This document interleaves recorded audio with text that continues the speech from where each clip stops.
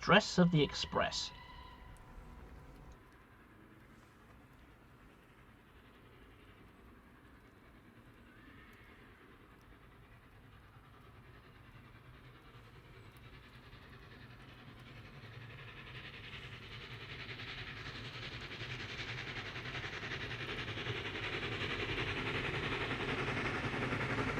The Fat Controller arrived at the works. Richard had been swiftly repaired, and his fresh paint glistened in the sun. "How are you, Richard?" he smiled. "I feel fantastic. Splendiferous. Very well, sir." "That's good," laughed the Fat Controller. "We'll start you on local runs. Then you can work your way up to the Express. I'm sure you and Gordon will work splendidly together." Richard wasn't sure who Gordon was, but he was certainly looking forward to being useful again. Meanwhile, the other engines were finding Gordon insufferable.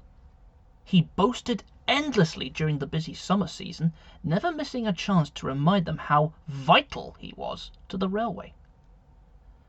Most engines simply ignored him, but Donald and Douglas had a plan. "You hear about that new engine, Dougie?" Donald asked as he arrived at the station.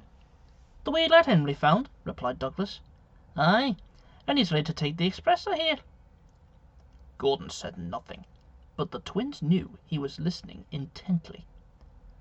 "Not a moment too soon," said Donald. "All passengers need a reliable lad. Maybe they'll be on time now." "The express is always on time," Gordon interjected. "I insure it." "That's not what I heard," smiled Donald slyly. "Wee Duncan said you were a minute late the other day." "I made up the time," barked Gordon. "Maybe," sniggered Douglas. "But before you know, 1 minute turns to 2, and 2 to 3, and 3 to, well, you know. Perhaps the Fat Controller will nip that problem in the bud. With Richard." The twins chuckled as they left the station. Gordon was very cross, and secretly a little nervous. I'll show them, he fussed. "I'll not have my express stolen by some vagrant engine." That night, Richard arrived at the sheds. Henry was quick to make introductions, and the other engines wanted to know all about him, except Gordon and James. "Ridiculous," muttered Gordon. "How could that engine possibly take my express?" "He wouldn't stand a chance," replied James. Truthfully, he was more worried about his own chance pulling the express. "The very notion," grumbled Gordon. It's disgraceful." "Disgusting," added James. "Despicable." Gordon and James jumped, unaware that Henry had been listening. "You two are despicable," Henry went on. "You gave Oliver a hero's welcome, but Richard gets the cold buffer." "Oliver," replied Gordon, "fought his way here. Richard was in the right place at a convenient time." "Say what you will, though it's far from the truth," said Henry plainly.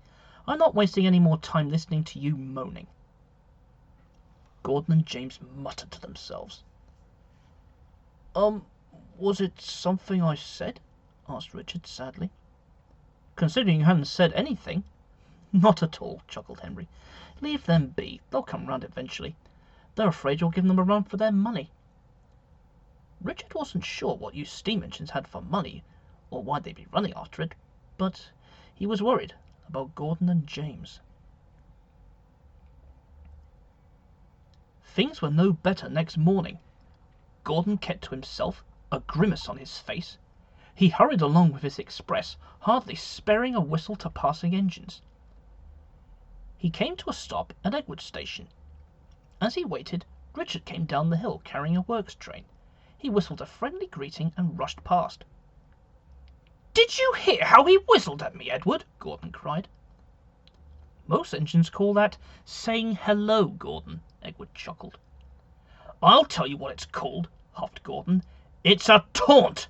Thinks he can take my express, does he? I'll give him something to whistle about." "Some engines," sighed Edward, as Gordon snorted away. On time, grumbled Gordon as he raced along. "I'll do better than that. I'll be early." Slow down, moaned the coaches. They thought they were going to fly off the rails. Gordon hadn't realized all his running around was starting to take a toll on him. Every now and then a wisp of sparks flew from his funnel. He arrived safely at the big station, and he was early. His driver, concerned, looked him all over. "I'm not sure what," he sighed to the fireman, "but something has him all fired up. Are you all right, Gordon?"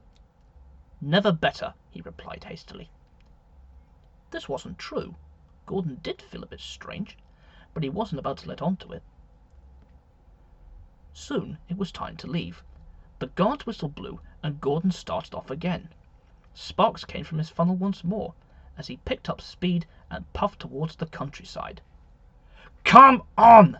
Come on!" he barked. Bang! With a thunderous noise, Gordon began wheezing steam and slowing down. "Ouch! What's happened?" he cried as he came to a grinding halt. "Something's broken," the driver coughed through the billowing steam. "Goodness knows what." Gordon?" Gordon looked down. As the smoke parted, he saw Trevor, the traction engine. "Trevor, what are you doing here?" quizzed Gordon. "Well," stuttered Trevor, "I was going to ask, what are you doing here?"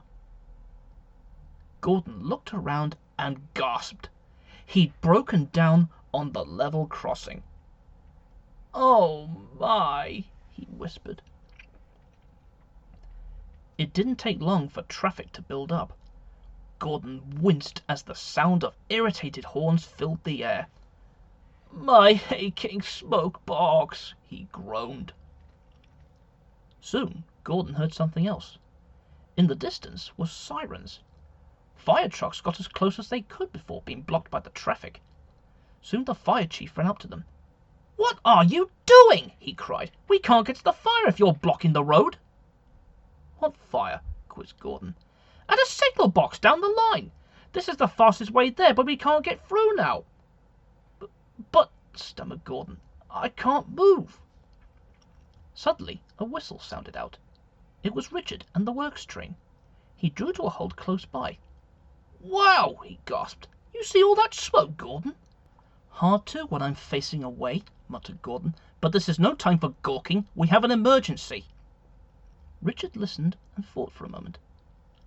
"Why don't we load those hoses onto my train, and I'll take the fireman down the line myself? I've got a full, well, nearly full, full enough tender." "Pah!" sniffed Gordon. "Preposterous! That would never work."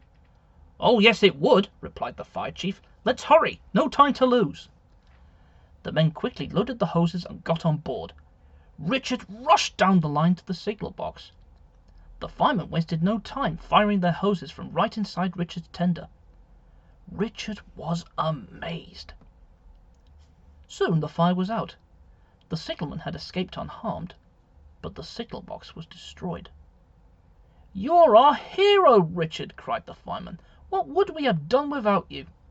"Been stuck in traffic," Richard joked. "With all that honking, you'd have a bigger headache as—" "Goodness, Gordon! I've forgotten about him!"